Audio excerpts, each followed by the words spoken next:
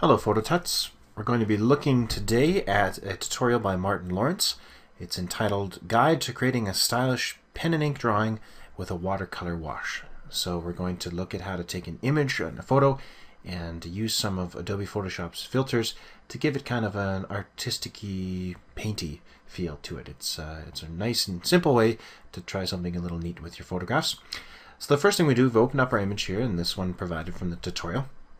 I want to change our background layer here in the levels, in the layers rather, from background to, we'll call it watercolor. That's the first thing we're going to do. Now, according to Martin, the image should be at least 1200 by 1600 pixels in size and have a dots per inch of about 150. Apparently that works the best for the end result if you're working with that type of pixel range to get the look you're going for. So what we're going to do is we're going to check this image and see how it does. So we'll go into image and image size.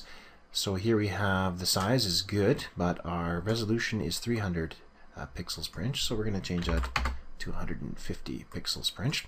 It's going to reduce the overall size of the picture as well, make it a little smaller. So we're going to just zoom in there so we can see that a little bit better. So next step we want to do is make make another layer here. We're going to have one layer called watercolor and one layer called drawing. So let's just right click and choose duplicate layer, and we're going to name this one as drawing, spelled correctly though. Alright, so let's just hide that layer by clicking on the eye there and going back to our watercolor layer. So this is the layer that we're going to provide the watercolor or the painty wash technique to. And we do that by going up here into the filters, into the artistic filters, and into the dry wash, or the dry brush filter rather.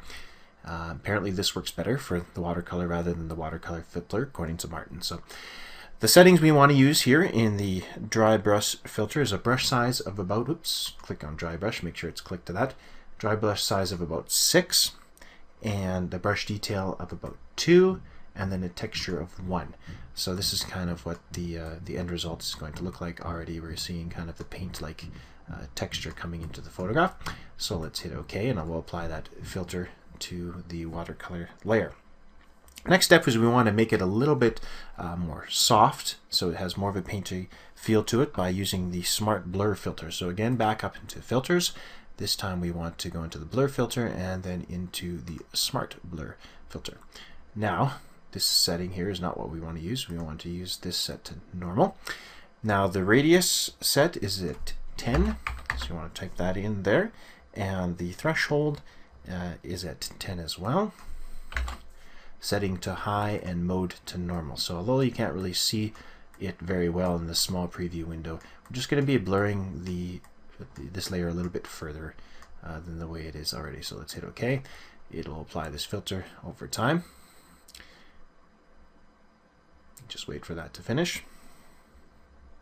Good, so now we have the Smart Blur filter applied to the image as well. So that's pretty much it for the watercolor filter, but we're going to add that ink drawing style to that next. So what we're going to do is go into our drawing filter or a drawing layer and click that as active and make that visible.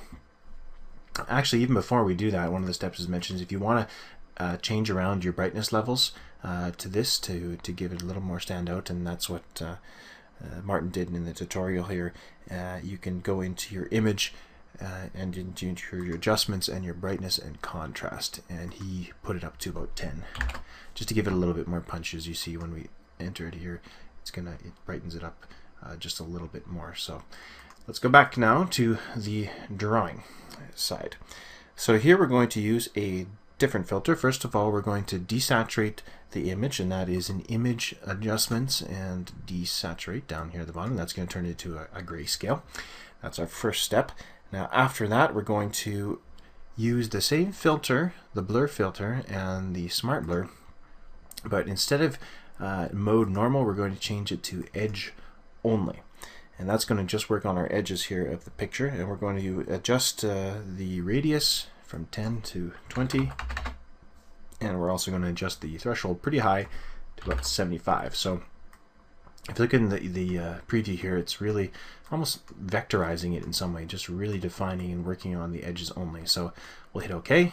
We'll let it apply the smart filter here. Let it finish up. There we are. Now we have that sort of inky feel to it. But what we're going to do from here is we're going to take this and invert it. So we're going to make the whites black and the blacks white. So that's in the image, adjustments, and down to invert. So now we have kind of our inky feel to it, sort of an outline feel to the edges of the photograph.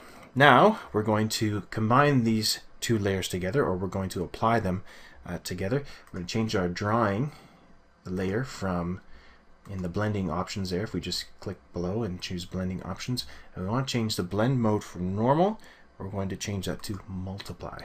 So let's go do that. Where are you? Multiply right there at the top there. And that's going to bring in that sort of outline feel to it. So there we are. Opacity is set to 100%, so this kind of plays through this one drawing layer onto the watercolor layer. You can now select both of these layers if you want, right click and flatten the image. So now you have one image like that. So that's the effect. If you want to learn how to add a little matte to it by playing around with the canvas size, you can do that. The tutorial will continue on there with Martin showing you how to add some matte finishing to around the edges. So there you are, a guide to creating a stylish pen and ink drawing with a watercolor wash.